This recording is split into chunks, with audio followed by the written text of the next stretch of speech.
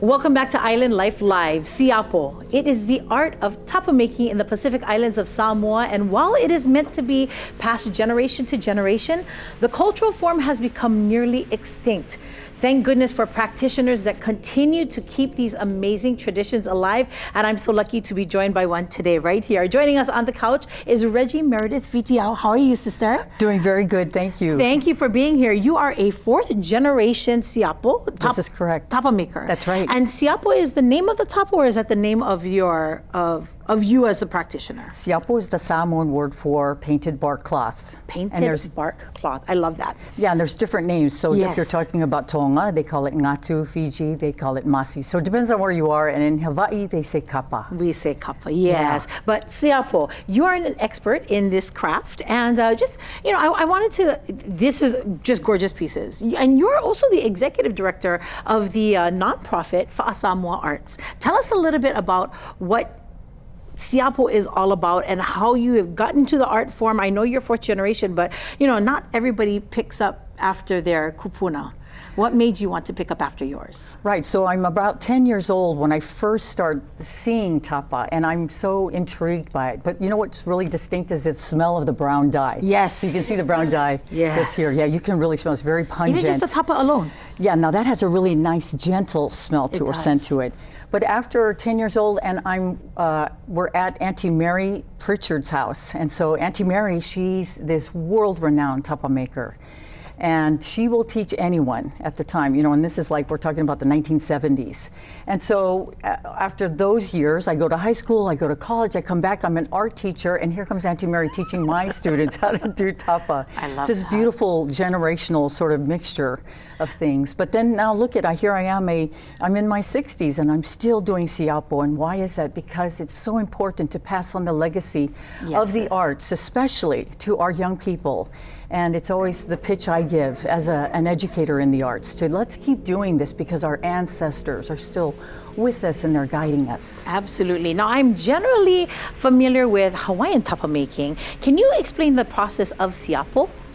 In a nutshell, I can try to as briefly as possible. So we do some of the similar practices when we're going to harvest the bark. So paper mulberry is the name of the tree. It takes about 10 to 14 months for it to grow. And so it'll be like maybe 10 to 12 feet tall. And it's about maybe a little bit larger than a broom handle. And that's for me personally as a Siapo maker. And so once we peel the bark and we strip the outer from the inner bark, you have to soak it, you have to process it and clean it using shells, and then you take your ie and you're going to be beating it. And so here we have an ie, it's made of an ironwood and it has 4 sides. And what's really beautiful about it is you think, oh, okay, we're just gonna use this side or that. But like, for example, this smooth side is the finishing side. So it has a really beautiful purpose on all 4 sides. Right. So once it's beaten, it turns out to be ua. We call it ua, the paper mulberry. And if you wanna hold it open and we'll stretch it out, we wanna show everyone how strong it is. So in the old days, they used it for clothing, for shrouds. Go ahead and pull this. I can pull. Yeah, you can pull. Oh, yeah. Strong. Well, they wear it. That's right. They wear it. This is their moe. This is how they sleep with it, That's right? Their kapa moe. That's right. And it was dividers for homes. It was used for shrouds, for very prestigious ceremony, and it's still practiced today where we use the Siapo mamanu or Siapo ele or Siapo tasinga, the rubbed method, for doing these types of things for our Samoan culture. Reggie, this is gorgeous, and I see that we're doing. Is this a stamping style or is this a hand drawn? This is actually a rubbing method. So we call this Siapo tasinga, and I'll show you. This is actually the backside that you're looking at. But if we flip it over, that's so vibrant. You can see that the carved board and upeti board has been used to do the rubbing of this particular piece of Siapo. And we do 2-ply. We like them strong, nice and strong and durable. And this is Siapo tasinga, and the one in front of us is Siapo mamanu, where the Siapo makers, they stretch out on natural canvas and then they paint freehand right on top. I am so lucky that I get to sit here, I get to feel it, I get to touch it, I get to smell it. But there is going to be a way that people can do the same, right? That's right. And that's with the Aloha Ballroom Company. Tell us a little bit about that and how we can be there. Now, isn't that funny that it would be Aloha Ballroom Company? Well, the founder, right. So what's the connection? Well, my brother is the founder of the Aloha Ballroom Company, Tony Ah, Meredith. that's Ohana in action then. And since we were raised here when we were kids, our dad was in the Navy. You know, we think of Hawaii as our second home. And I live in American Samoa, but I have a special love for Hawaii.